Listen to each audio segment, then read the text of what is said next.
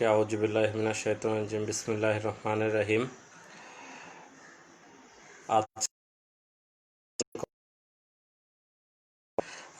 আমি ট্রাই করছি মোটামুটি যতগুলো আইডিয়া আছে পারমুটেশন কম্বিনেশন রিলেটেড ক্লিয়ার করার জন্য।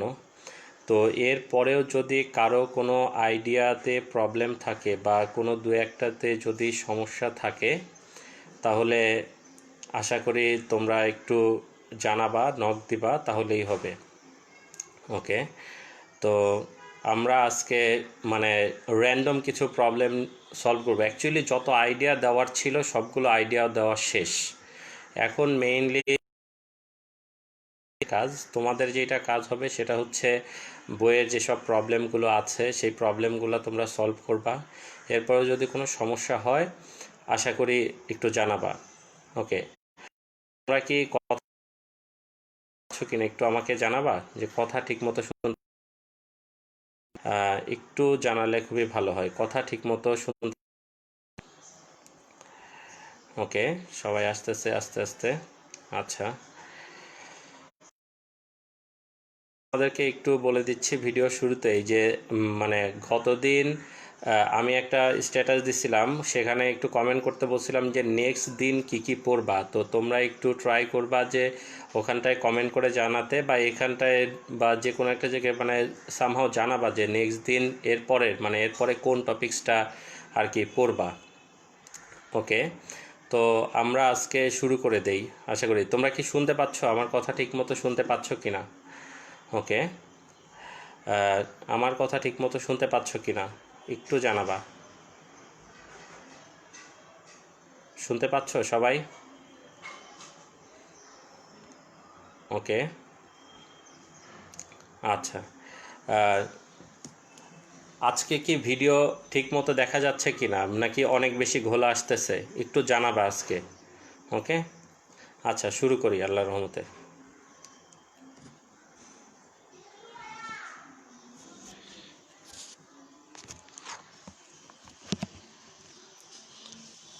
ওকে,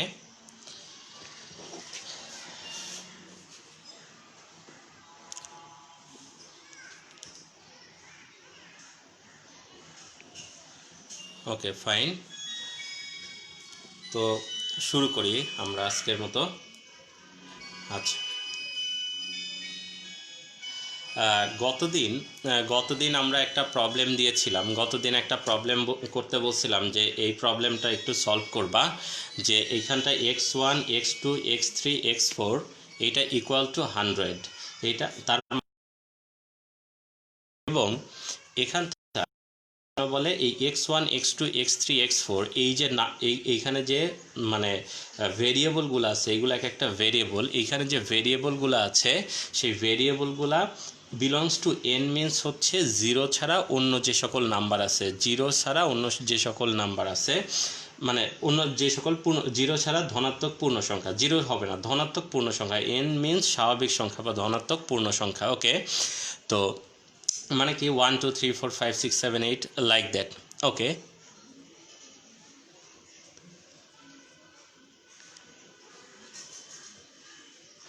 আচ্ছা এখন দেখো তো এখানটায় যে জিনিসগুলো আছে, তো এই দুইটা প্রবলেম দিয়েছিলাম এখানে, এইটা একটা প্রবলেম আর এইটা আরেকটা প্রবলেম, আমি দুইটা প্রবলেম দিয়েছিলাম। তো তোমরা দুইটা প্রবলেমই সলভ করবে আলাদা আলাদাভাবে। এইটা একটা প্রবলেম মানে এইখানে যদি জিরো ছাড়া হয়, আর এইটা হচ্ছে কি জিরো সহ অঋণাত্মক পূর্ণ সংখ্যা, মানে হচ্ছে জিরো সহ যে নাম্বারগুলো হবে। তো বলছে এই সমীকরণের কতগুলো সমাধান থাকবে মানে হচ্ছে কীরকম, আমি একটু তোমাদেরকে আইডিয়া দিচ্ছি।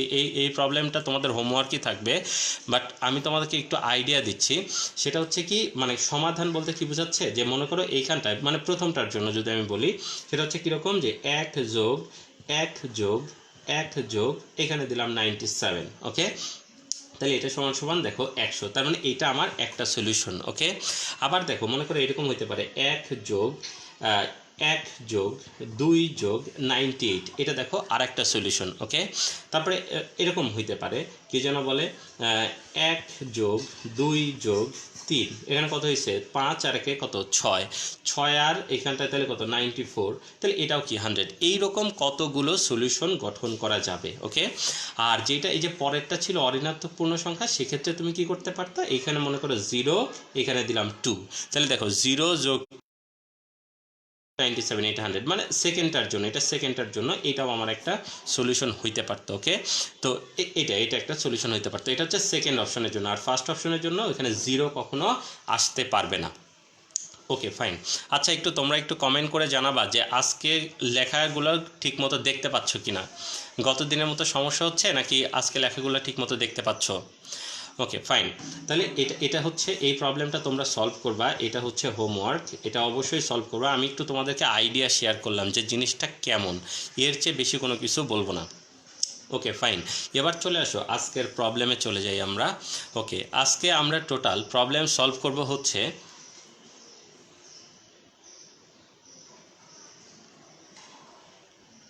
ওকে, তাহলে আজকে আমরা এইখানটায় মনে করো যে এরকম টাইপের আছে, লাইন আছে, দুইটা লাইন আছে, এটা হচ্ছে এবি লাইন, এটা হচ্ছে কি এবি লাইন। এবি লাইনের উপরে র্যান্ডমলি মনে করো 1 2 3 4 5 6টা বিন্দু আছে। ওকে, আচ্ছা এইবার দেখো, আর এখানে সিডি একটা লাইন আছে, সিডি লাইনের উপরে 1 2 3 4 5 6 7 8 9টা লাইন আছে। ওকে, তাহলে এখন কোশ্চেনটা হইতেছে যে এই যে এবি সরলরেখার উপরস্থ নির্দিষ্ট বিন্দু বলতে কি, দেখো এবি সরলরেখার উপরে তো কি অসংখ্য বিন্দু আছে, সেই অসংখ্য বিন্দুগুলোর ভিতরে শুধুমাত্র আমরা কোনগুলো নেব, এই যে নির্দিষ্ট বিন্দু বলতে যে এই বিন্দুগুলোর কথা বুঝিয়েছি। ওকে, বিন্দুগুলোর সাথে সিডি রেখার ওই যে নির্দিষ্ট বিন্দুগুলোর সংযোগে কতগুলো, 1 নাম্বার 2 নাম্বার হচ্ছে কি ত্রিভুজ, 4 নম্বর হচ্ছে কি চতুর্ভুজ গঠন করা যাবে। ওকে, তাহলে এখন দেখো আমরা একটু সলভ করার চেষ্টা করি। ওকে, এখন দেখো এইখানটায় জিনিসটা কি হচ্ছে, সেটা হচ্ছে কি যে এইখানটায় মনে করো এবি যে রেখাটা আছে, মানে এটা কি, দেখো এবি রেখার সাথে এবি রেখার একটা বিন্দু, এটার সাথে কি সিডি রেখার একটা বিন্দু সংযোগ করব, এই যে এখান থেকে এইটার সংযোগ করলাম, তাহলে কি একটা লাইন হলো। আবার দেখো এইখানটায় এইটার সাথে এইটা একটা সংযোগ করলাম, এটা মানে কি আরেকটা লাইন হলো। এটার সাথে এটা সংযোগ করলাম, এটা কি আরেকটা লাইন হলো, রাইট। এটার সাথে এটা সংযোগ করলাম, তাহলে কি আরেকটা লাইন হলো। তাহলে দেখো তো একটা জিনিস চিন্তা করো তো, এখানকার একটা বিন্দুর জন্য তুমি মানে এখানে যতগুলো বিন্দু আছে সবগুলোই কি একটা কি রেখা পাওয়া যাবে নাকি যাবে না, মানে এখানটায় দেখো তুমি এইভাবে যতগুলো মানে সংযোগ করতে পারবা, এখানে যতগুলো বিন্দু আছে সবগুলোই একটা কি তৈরি হবে, লাইন তৈরি হবে। তাহলে দেখো একটার জন্য তুমি কয়টা পাবে, 1 2 3 4 5 6 7 8 9টা। তাহলে দেখো এখানকার একটা বিন্দুর জন্য কয়টা পাবা, 9টা। তাহলে দেখো তো এখানে একটার জন্য তুমি যদি সরলরেখার কথা যদি বলি, এইগুলো সংযোগের সরলরেখা, তাহলে একটার জন্য তুমি পাচ্ছ 9টা। তাহলে চিন্তা করে বলো তো, একটার জন্য যদি তুমি পাও 9টা, তাহলে এখানটায় কি জন্য বলে আছে কয়টা, 1 2 3 4 5 6টা, 6টার জন্য কয়টা পাবা, তাহলে একটার জন্য পাই হচ্ছে 9টা, তাহলে 6টার জন্য পাওয়া যাবে সিম্পল 9 × 6, 6 9 54টা পাওয়া যাবে। সিম্পল কথা কি বুঝছো কেন? আর এই দেখো মানে এইটার জন্য আবার কি এইরকম হবে, 1টা 2টা, তারপরে কি 3টা, তারপরে 4টা, এরকমভাবে যাবে। ঠিক আছে, ঠিক সেমভাবে এটার জন্য পাবো, এটার জন্য পাবো, এটার জন্য। তাহলে দেখো মোট সরল রেখা পাওয়া যাবে কয়টা, সরল রেখা পাওয়া যাবে এখানকার একটার জন্য। তাহলে দেখো এখানে সরলরেখা যদি এটা একটা লাইন, এটা আরেকটা লাইন, এটার উপরে আছে এটা এবি লাইন, এটার উপরে আছে কয়টা, 6টা বিন্দু আছে মনে করে নিলাম। আর এইখানটায় আছে কয়টা, এখানটায় আছে হচ্ছে, এখানটায় আছে এটা মনে করো সিডি লাইন, এখানটায় কয়টা আছে দেখো, এখানটায় পয়েন্ট আছে হচ্ছে 9টা, তাহলে এটার উপর আছে 9টা, তাহলে টোটাল সরল রেখা পাওয়া যাবে হচ্ছে এখানে কত, 6 × 9। আচ্ছা, এখন কথা হইতেছে এই জিনিসটা আরেকটু ডিফারেন্ট ওয়েতে আমরা একটু চিন্তা করতে পারতাম। ডিফারেন্ট ওয়ে কীরকম সেটা একটু দেখো। আচ্ছা, এখন দেখো এখানে যতভাবে একটা বিন্দু চুজ করতে পারি, চিন্তা করো এখানে যতভাবে আমি একটা বিন্দু চুজ করতে পারি। আচ্ছা, এইটার ক্ষেত্রে দেখো উল্টা দিকের ঘটনাগুলা দরকার নাই, কারণ এখান থেকে এইটা আর এখান থেকে এইটা, মানে কি এটা মনে করো P1 আর এটা মনে করো P2 যদি হইতো, তাহলে দেখো P1 এই যে P1 P2 লেখা যে কথা একটা সরলরেখা বোঝাবে, আবার দেখো P2 P1 এটাও কি সেম সরলরেখা বোঝাবে। দেখো চিন্তা করে দেখো P1 P2 যে কথা, P2 P1ও সেই কথা। তার মানে দেখো এটা কে আগে কে পরে ওইটা কোনো মুখ্য বিষয় না, তার মানে এটা হচ্ছে আমার সমাবেশ। আশা করি বুঝতে পারছো, কে আগে কে পরে এটা কোনো মুখ্য বিষয় না। সো এটা কিন্তু মানে আমি যদি এরকম করে নিতাম তাহলে সমাবেশ হইতো। তাহলে দেখো এখন একটা জিনিস একটু বলি, এখানটায় দেখো এখান থেকে এইটা আর দেখো এটাকে আমরা আরও কয়েকটা ওয়েতে করার চেষ্টা করব, একটু পরে দেখাবো সেগুলো। ওকে দেখো তাহলে এখান থেকে যতভাবে আমি একটা করে বিন্দু বাছাই করতে পারি, চিন্তা করো এখান থেকে একটা বিন্দুর জন্য এখানে যতভাবে একটা করে বিন্দু বাছাই করতে পারি সবগুলো এক একটা সরলরেখা হবে। দেখো এখান থেকে এই একটা বিন্দুর জন্য এখান থেকে একটা বিন্দু বাছাই করা মানে একটা সরলরেখা, এখান থেকে একটা বিন্দু বাছাই করা মানে একটা সরলরেখা, এখান থেকে একটা বিন্দু বাছাই করা মানে কি একটা সরলরেখা, এখান থেকে একটা বিন্দু চুজ করা, সিম্পল জাস্ট বাছাই করব। তাহলে দেখো এখান থেকে বিন্দু কতভাবে একটা বিন্দু বাছাই করা যায়, এখানে বিন্দু আছে কয়টা, একটা,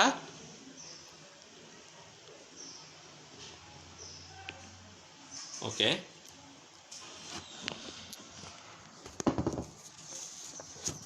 আর একটু উপরে উঠাইলাম, এখন আশা করি আগের চেয়ে ভালো দেখা যাচ্ছে।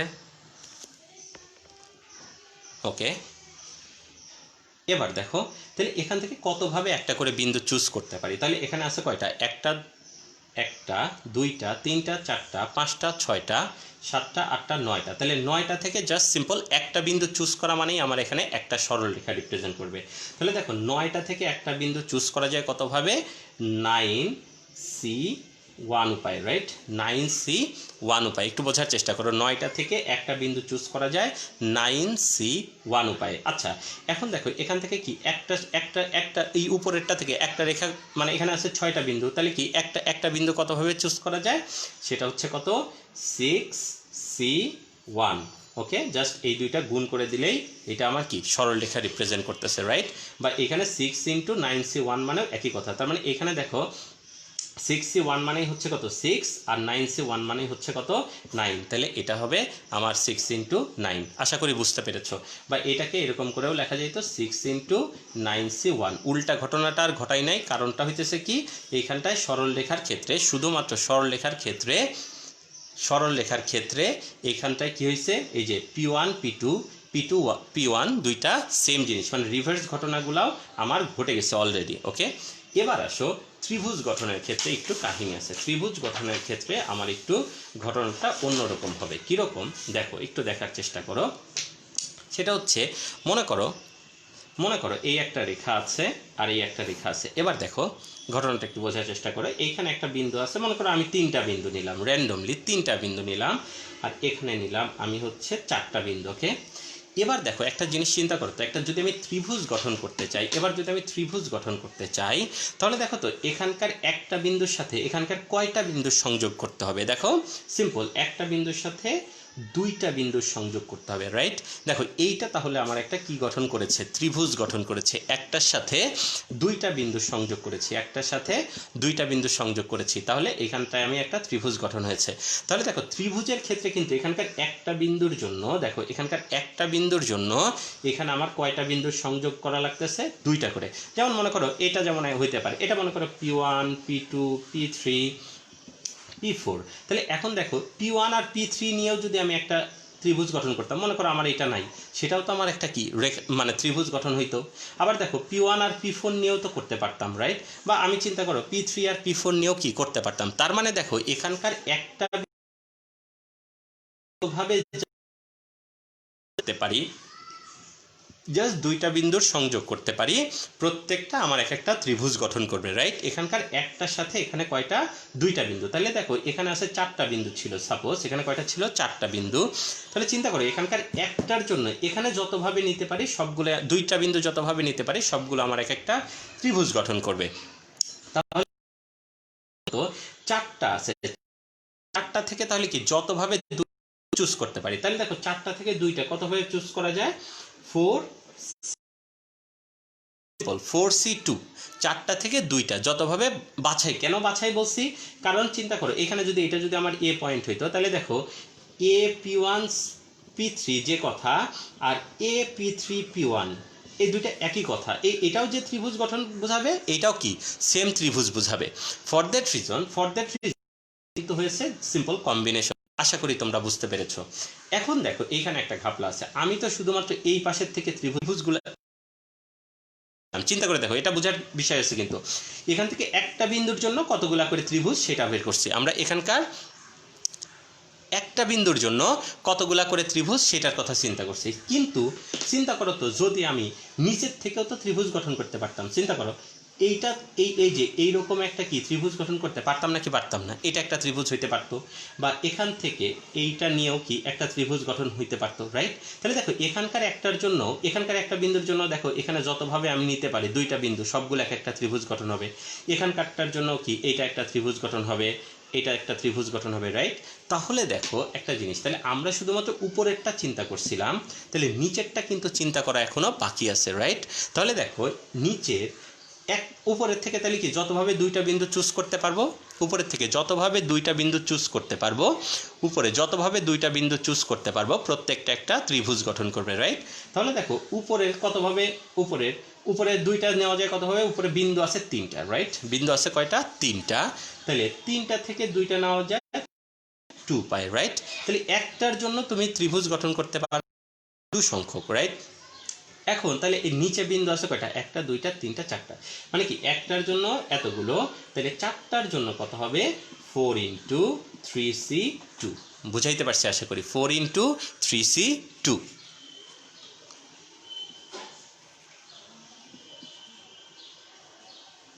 ওকে, আচ্ছা এখন দেখো, তাহলে এইটা হচ্ছে উপরেরটার বিন্দুগুলার জন্য, আর এটা হচ্ছে কি নিচের থেকে বিন্দুগুলার জন্য। আশা করি বুঝতে পেরেছো। তাহলে এইটা আর এইটা, এই দুইটা জাস্ট যোগ করলে আমার আনসার শেষ। তার মানে কত? 3 × 4c2 প্লাস 4 × 3c2। তাহলে দেখো এইখানে 3 মানে কোনটা? এই যে এখানে যে 3 লিখেছি, এখানে যে 3 লিখেছি, এই 3 হচ্ছে কি এখানে তিনটা।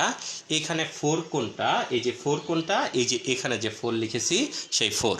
ওকে, এখন দেখো তাহলে আমি আরেকটু যদি করি তাহলে সেক্ষেত্রে জিনিসটা কি হবে? সেক্ষেত্রে কি হবে দেখো, সেটা হচ্ছে কি, মনে করো এইখানে একটা সরলরেখা আছে, এইখানে আর একটা সরলরেখা আছে, এইখানে যদি মনে করো এখানে আমার মনে করো এরকম করতে করতে এখানে মনে করো n সংখ্যক বিন্দু আছে, আর এইখানে মনে করো যে m সংখ্যক বিন্দু আছে। ওকে, উপরেরটায় n সংখ্যক, নিচেরটায় m সংখ্যক বিন্দু আছে। সেক্ষেত্রে আমাদের ঘটনাটা কি হবে দেখো, তাহলে উপরেরটার জন্য তাহলে কি একটার জন্য এই নিচের দুইটা যতভাবে চুজ করতে পারবো, তাহলে কতভাবে চুজ করতে পারবো? mc2, right? mc2 সংখ্যক উপায়ে দুইটা চুজ করব। একটার জন্য mc2 সংখ্যক, তাহলে n সংখ্যকের জন্য কত হবে? n ইনটু, সরি এখানে m লিখে ফেলছিলাম, এটা n ইনটু mc2। ওকে, এটা হচ্ছে ফোকাসের জন্য মাঝে মধ্যে ঘোলা হয়ে যাচ্ছে, আমি ঠিক করার চেষ্টা করতেছি। ওকে, আচ্ছা n ইনটু mc2, এটা হচ্ছে উপরের এক একটার জন্য। ওকে, এবার দেখো নিচেরটার জন্য কি হবে? তাহলে উপরে কতগুলা মানে n সংখ্যক বিন্দু আছে, উপরে বিন্দু আছে হচ্ছে কতগুলা? n সংখ্যক।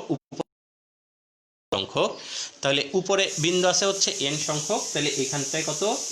nc2, আর এইখানটায় নিচের একটার জন্য nc2, তাহলে m সংখ্যকের জন্য m ইনটু nc2, তাহলে এই দুইটা যা যোগ হবে। এটা হচ্ছে ইন জেনারেল ফরম্যাটে যদি তুমি একটা ত্রিভুজে মানে কতগুলা ত্রিভুজ গঠন করা যায় এই চিন্তা করো, তাহলে সেটার আনসার হবে হচ্ছে এটা, এতগুলো ত্রিভুজ গঠন করা যায়। ওকে, এতগুলো ত্রিভুজ গঠন করা যায়। দেখো আমি আরেকবার একটু বলতেছি, উপরে আমি দেখাইছি আবার একটু বলতেছি, সেটা হচ্ছে কি যে এইখানটায় যদি তিনটা বিন্দু হইতো, তাহলে দেখো এখানকার একটা বিন্দুর জন্য যতভাবে আমি দুইটা বিন্দু নিচের চুজ করতে পারবো সবগুলো এক একটা ত্রিভুজ গঠন করবে। এখানকার একটা বিন্দুর সাথে নিচের যতভাবে দুইটা বিন্দুর সংযোগ করতে পারবো, উপরের একটা বিন্দুর জন্য নিচে যতভাবে দুইটা বিন্দু সংযোগ করতে পারবো। দুইটা বিন্দু সংযোগ করা মানে কি? দুইটা বিন্দু যতভাবে চুজ করতে পারবো, রাইট? তাহলে দেখো এখানে বিন্দু আছে কয়টা? চারটা, তাহলে চারটা থেকে দুইটা কতভাবে চুজ করা যায়? 4c2 সংখ্যক উপায়। ওকে, এখানকার একটার জন্য দেখো, এখানকার একটার জন্য কাউন্ট করতেছি, একটার জন্য চুজ করা যায় কত? 4c2 সংখ্যক। ওকে, একটার জন্য 4c2 সংখ্যক, তাহলে এখানে বিন্দু ছিল তিনটা, এখানে বিন্দু ছিল তিনটা, তাহলে তিনটার জন্য কত হবে?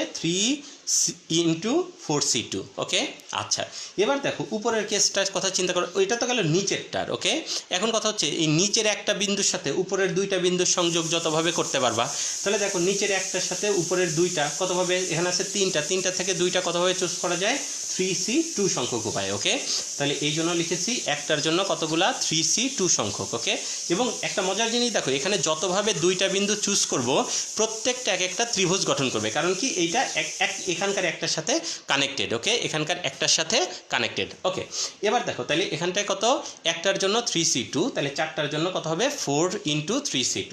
তাহলে দেখো জাস্ট এইটা আর এইটা যোগ করে দিলেই টোটাল ত্রিভুজের সংখ্যা। জাস্ট এইখানে তাহলে কত, এই দেখো এখানে 3 ছিল, এই জন্য এখানে হয়েছে কত 3, আর এখানে ছিল 4, এখানে হয়েছে কত 4। তাহলে এখানে জাস্ট যদি এখানে হইতো n, তাহলে এখানে কত n, আর এখানে যদি হইতো m। এই যে জাস্ট আমি এখানটা এরকম করে নিছি, n আর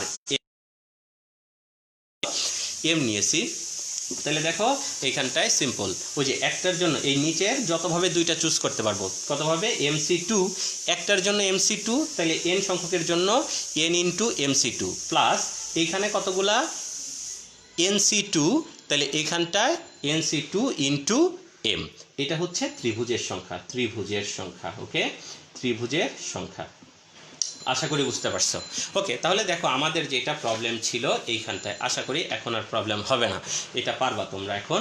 এইখানে আছে দেখো কয়টা, একটা দুইটা তিনটা চারটা পাঁচটা ছয়টা বিন্দু আছে, আর নিচে আছে কয়টা, একটা দুইটা তিনটা চারটা পাঁচটা ছয়টা সাতটা আটটা নয়টা বিন্দু আছে। তাহলে এখানে কতগুলো ত্রিভুজ গঠন করা যাবে, রাইট? তাহলে ত্রিভুজ গঠন করা যাবে, এটা 1 নম্বরেরটা তো শেষ, ত্রিভুজ গঠন করা যাবে, এটা 2 নম্বরের সলিউশনটা করে দিচ্ছি। তাহলে ত্রিভুজ গঠন করা যাবে, উপরে আছে কয়টা 6টা, তাহলে 6 ইন্টু নিচে আছে কয়টা 9টা, তাহলে 9c2 প্লাস নিচে আছে কয়টা 9টা ইন্টু উপরে আছে কয়টা 6টা 6c2। আশা করি বুঝতে পেরেছো, এটা ত্রিভুজের সংখ্যা। ওকে, আর চতুর্ভুজটা হোমওয়ার্ক, চতুর্ভুজটা তোমরা নিজেরা করবা, HW চতুর্ভুজটা হোমওয়ার্ক, বারবার করে বলতেছি চতুর্ভুজটা HW। ওকে, যে কতভাবে চতুর্ভুজ, দেখো চতুর্ভুজ গঠন করার জন্য কি করতে হবে সেটা আশা করি বুঝতে পারতেছো। উপরের দুইটার সাথে নিচের দুইটার কানেকশন দিতে হবে। ওকে, এবার আর উপরের একটার সাথে কানেকশন দিলে হবে না। ওকে, উপরের দুইটার সাথে নিচের দুইটার কানেকশন দিতে হবে, এটা নিজেরা করবা। ওকে, আচ্ছা হয়ে গেল, আমাদের এক্সাম্পল নাম্বার 32 শেষ। ওকে, এবার আসো এক্সাম্পল নাম্বার 33তে আসি আমরা। ওকে, এটা আর একটু সহজ, মানে কঠিনটা করায় ফেলছি, এটা আগেরটার চেয়ে সহজ হবে। ওকে, দেখো কোনো একটা প্লেটে এই বিন্দুগুলো সমস্যা আছে। ওকে, আচ্ছা দেখো কোনো একটি সমতলে 12টি স্থির বিন্দু আছে।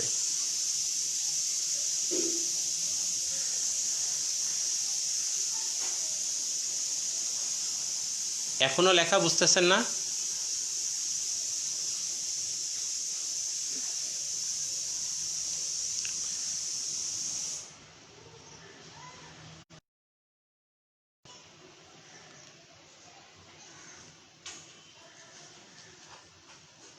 ওকে, দেখেন একটু দেখার চেষ্টা করেন। ওকে, কি একটা সমতলে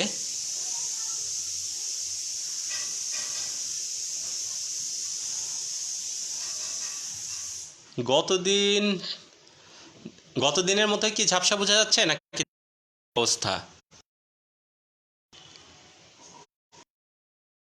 একটু দেখেন লেখাগুলো কিনা, কষ্ট করে দেখেন। হ্যাঁ, নেটের কারণে আমি কিনে ক্লাস করাইতে হবে। আমি ফোন দিয়েছিলাম গতদিন, একটু সেকেন্ড ইয়ারের গতদিন ক্লাস নিলাম, সেকেন্ড ইয়ারে গতদিন মোটামুটি ভালো ছিল, বাট আজকে এখানটায় কেন যেন আবার একটু ঝাপসা হচ্ছে। আমি মনে করছি যে ভালোই হবে, এই কারণে আর কি নেট কিনি নাই।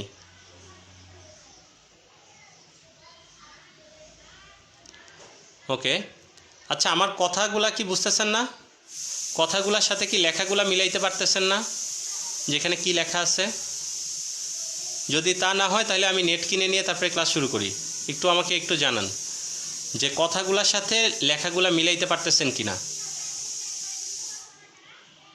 লেখাগুলার সাথে।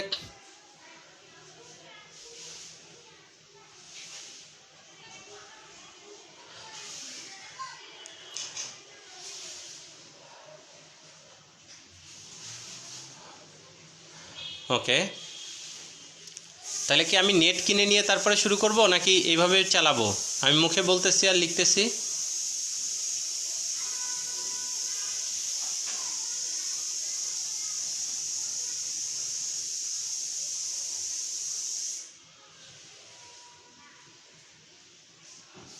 একটু জানান আমাকে,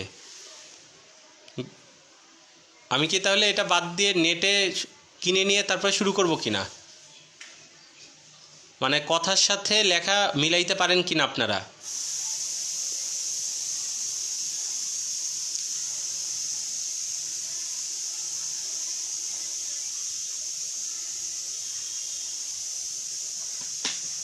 তাহলে একটু ওয়েট করেন, আমি একটু নতুন করে শুরু করতেছি, একটু 5টা মিনিট ওয়েট করেন, আমি